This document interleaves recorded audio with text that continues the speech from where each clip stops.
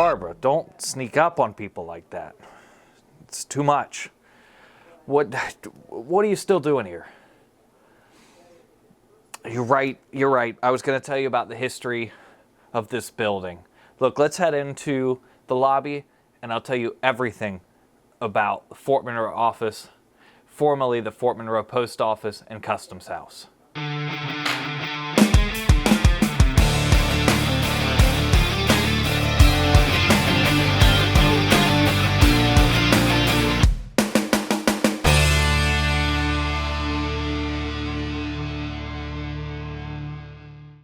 We start our journey back when Continental Park was underwater and the shoreline came about to where we're sitting right now.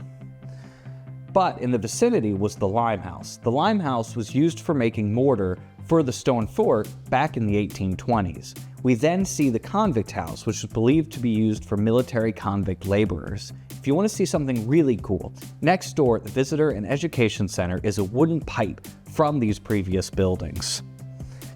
That was found during the archaeological inspection for the rehabilitation of the VEC, or Visitor and Education Center.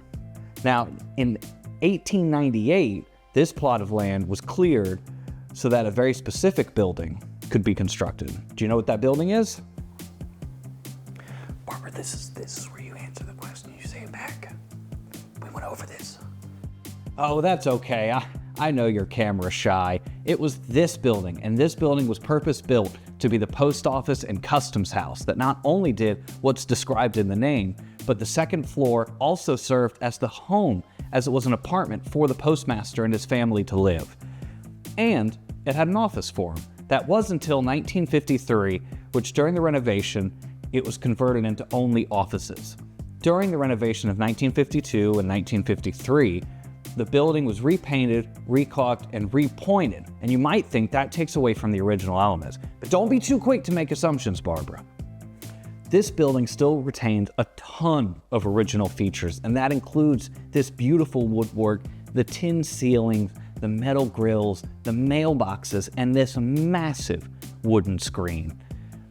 And on the outside, it's no different. We still see this original Richardson Romanesque architectural style, the only one on the fort.